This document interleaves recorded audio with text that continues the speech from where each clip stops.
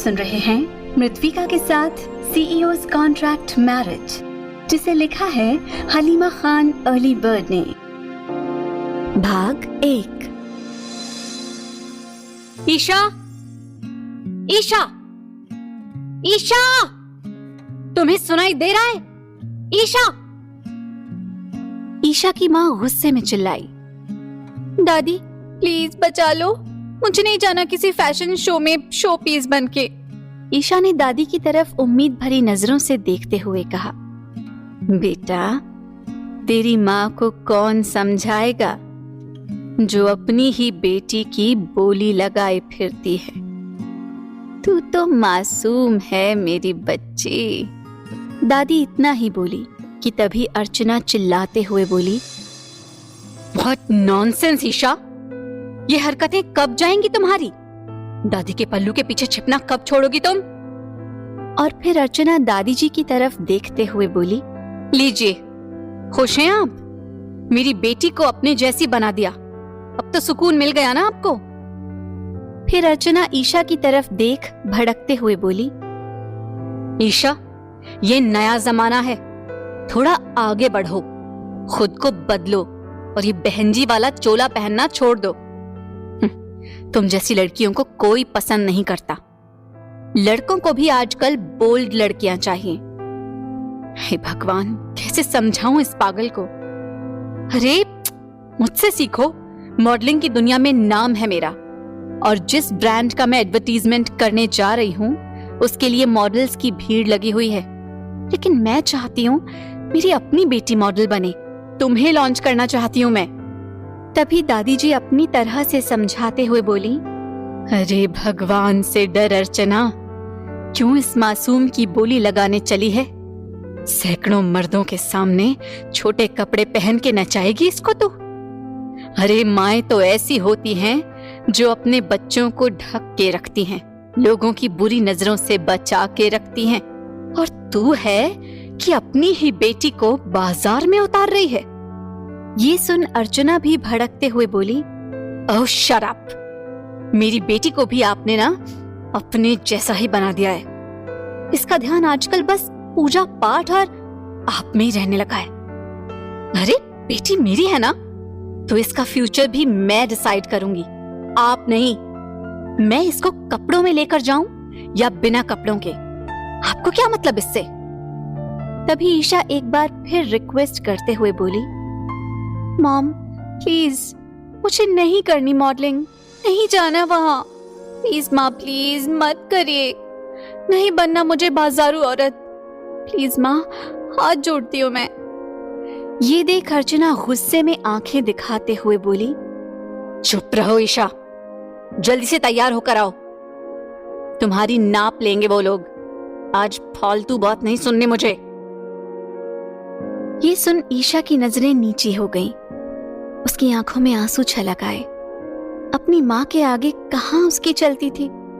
तभी दादी जी बोली, जा मेरी बच्ची, तेरी माँ को भगवान अक्ल देगा।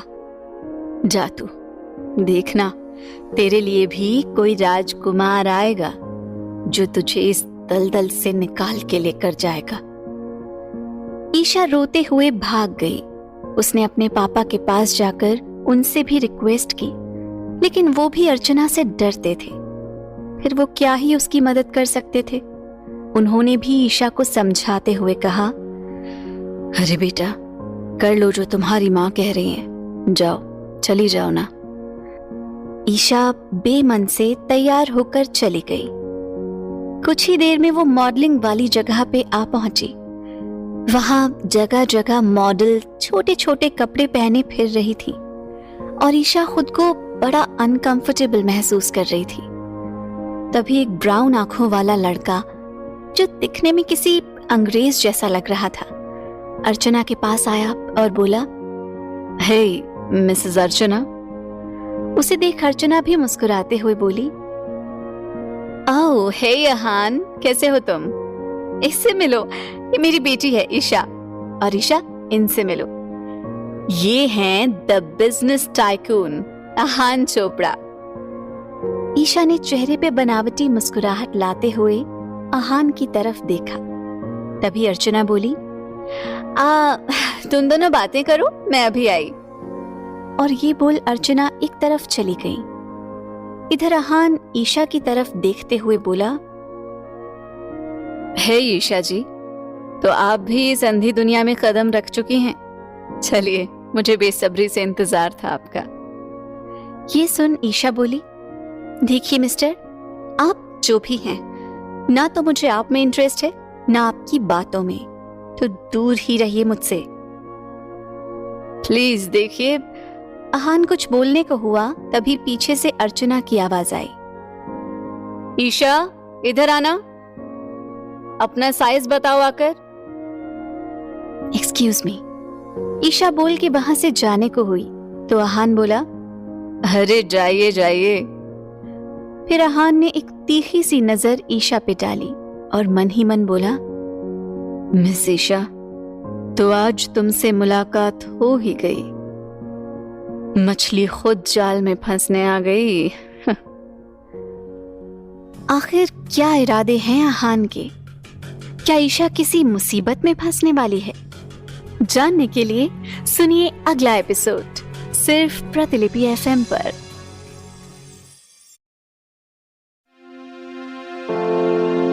भाग 2। अर्चना अपनी बेटी ईशा को जबरदस्ती मॉडलिंग वर्ल्ड में लेकर आई थी, जहां ईशा की मुलाकात बिजनेस टाइकून आहान चोपड़ा से हुई, जिसकी नजर ईशा पे एक लंबे समय से थी। इधर अर्चना आज बहुत खुश थी, और हो भी क्यों ना, इतनी बड़ी कंपनी की CEO और फैशन मॉडल और एडवर्टाइजमेंट मैनेजमेंट संभालने वाली मिसेस अर्चना जी अपने करियर के सबसे बड़े प्रोजेक्ट को कल प्रेजेंट करने वाली थी, और उनकी बेटी ईशा के लिए ये सफलता की पहली सीढ़ी बनने वाली थी। और देखा जाए तो अर्चना ईशा के लिए खुश नहीं थी। वो ये सोच के पास्ट की बातें सोचने लगी। कुछ दिन पहले की बात थी, जब अर्चना को अपनी ब्रांड के लिए एक मॉडल की जरूरत थी, जो बेहद खूबसूरती से उसकी ब्रांड को रिप्रेजेंट कर पाए। वो परेशान सी ईशा के पापा के सामने बैठी थी। अर्चना ने उनकी तरफ देखते हुए कहा, देखिए जी, इस बार तो मेरी ब्रांड फेमस होगी। ऐसे ड्रेसेस बनाऊंगी कि दुनिया आंखें फाड़े देखेगी। मैं तो बहुत खुश हूं, पर जैसी ड्रेस है उसके लिए इतनी ही खूबसूरत मॉडल भी तो चाहिए, और अभी तक कोई भी अच्छी मॉडल नहीं मिली है। हर जगह सिर मार के थक गई मैं। आप ही कोई मदद कर दो मेरी। ये सुन ईशा के पापा ने कहा, अरे क्यों परेशान हो, हमारी ईशा है तो। खूबसूरती में तो वो बड़े बड़े मॉडल्स को भी मात दे सकती है, बस अभी दुनिया के सामने आई नहीं है। उसको एक बार पर्दे पर लेकर आओ, फिर देखना सब बड़े बड़े मूवी डायरेक्टर तुम्हारे कदमों में होंगे और पैसा ही पैसा होगा। ये सुन अर्चना हैरानी में बोली, कौन? अपनी ईशा? आपने सोच भी कैसे लिया कि ईशा राजी होगी ये सब करने को? आपकी माँ ने उसे अम्मा दादी जैसा बना के रखा है, एकदम पूजा पाठ वाली लड़की बन चुकी है। ऐसे में आपको लगता है वो कभी मेरी बात मानेगी? ये सुन ईशा के पापा पल्ला झाड़ते हुए बोले, अब मेरा काम तो तुम्हें आइडिया देना था श्रीमती जी, बाकी आप सोचो। इससे ज्यादा मैं कोई मदद नहीं कर सकता।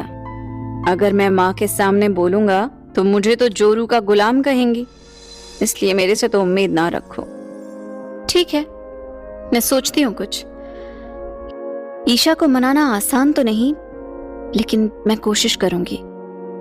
ये सोच के अर्चना ने 5 दिन तक ईशा का सब कुछ बंद करवा दिया था। न कहीं बाहर जाना, ना किसी से मिलना, यहाँ तक कि खाने पीने में भी बंदिश लगा दी। लेकिन ईशा पे कोई फर्क नहीं पड़ा। वो इस मॉडलिंग की दुनिया के सख्त खिलाफ थी। अभी अर्चना को एक ही हथकंडा सूझा। उसने ईशा को उसकी दादी की कसम देके मॉडलिंग करने के लिए मजबूर कर दिया। ईशा दादी जी से बहुत प्यार करती थी और इस कसम ने बांध सा दिया उसे। वो मना नहीं कर पाई। ईशा ज्यादातर अपनी दादी के पास ही रही थी क्योंकि उसके माँ बाप पैसे के लालच में अंधे थे, इसलिए वो घर में टिकते ही नहीं थे। उसकी माँ हर वक्त किटी पार्टीज में रहती और ज्यादातर वक्त ऑफिस में गुजारती और उसके पापा पूरे टाइम बाहर बिजनेस मीटिंग में जाते रहते थे। इसलिए उन दोनों के पास तो ईशा के लिए कभी टाइम रहा ही नहीं था। ईशा ने जो भी सीखा था अपनी दादी से सीखा था। दादी ने उसको सही गलत का फर्क बताया था, गीता का पाठ पढ़ाया और सब अच्छी आदतें डाली। ये सब आदतें उसकी दादी की डाली हुई थी। लेकिन ईशा को ऊपर वाले ने इतना खूबसूरत रंग रूप दिया था कि उसको सजने संवरने की जरूरत ही नहीं थी। वो सादगी में भी कहर ढाती थी और यही वजह थी कि उसको हर बार अर्चना और उसकी कंपनी ऑफर करती थी, लेकिन हमेशा वो मना कर देती थी। पर इस बार अर्चना की जिंदगी का सबसे बड़ा प्रोजेक्ट था, इसलिए उसने अपनी बेटी की ही कीमत लगा दी थी। मॉम, चलो मॉम। ईशा की आवाज से अर्चना होश में आई। हाँ बोलो। तो ईशा परेशान सी बोली, चलिए माँ, मुझे घबराहट हो रही है। हो गया सब, प्लीज चलिए, दादी भी अकेली होंगी घर पे। ये सुन अर्चना दबी आवाज में भड़कते हुए बोली, माय गॉड ईशा, थोड़ा मैनर्स में रहो, मेरी इज्जत है यहाँ। तुम अगर ये सब करोगी क्या सोचेंगे लोग। फिर अर्चना खुद से ही बात करते हुए बोली, हे भगवान, अगर आपको लड़की ही देनी थी तो कोई ढंग की लड़की देते। फिर वो ईशा की तरफ देखते हुए बोली, चलो जाओ, ड्राइवर छोड़ देगा तुम्हें। जाओ उस बूढ़ी दादी के पास, तुम उसी के लायक हो। और हाँ, कल पूरे 7 बजे आ जाना। सबसे पहला लुक ब्राइडल सूट में होगा और उसके बाद डांस है तुम्हारा। जाओ, चलो अभी। मैं थोड़ा लेट आऊंगी। ये कह के ईशा आहान की तरफ मुड़ी। आहान दूर खड़ा सब देख रहा था, लेकिन उसको सब उल्टा लग रहा था। ईशा तो यहाँ आने को मना कर रही थी, लेकिन अभी उसको लग रहा था कि ईशा यहाँ रुकने को कह रही है और वो चाहती है उसका शूट वैसा ही हो। तभी उसके दिल में ईशा के लिए और कड़वाहट भर गई। वो मन ही मन सोचते हुए बोला, मैंने कैसे सोच लिया तुम अच्छी होंगी। तुम भी उस मनहूस बाप की बेटी हो जिसने मेरी। ये कह के आहान चुप हो गया। तभी उसकी तरफ अर्चना जी आई। अर्चना आहान की बहुत बड़ी फैन थी, क्योंकि आहान पूरे वर्ल्ड का मशहूर बिजनेसमैन था और सबसे अमीर लोगों में उसका नाम आता था। इसलिए अर्चना उससे बात करने के बहाने ढूंढती रहती थी, पर आहान अच्छे से समझता था ये सब कुछ, और वो चाहता था अर्चना उसको पसंद करे ताकि वो अपने प्लान में कामयाब हो जाए। आखिर क्या प्लान है आहान का, जानने के लिए सुनिए अगला एपिसोड सिर्फ प्रतिलिपि FM पर।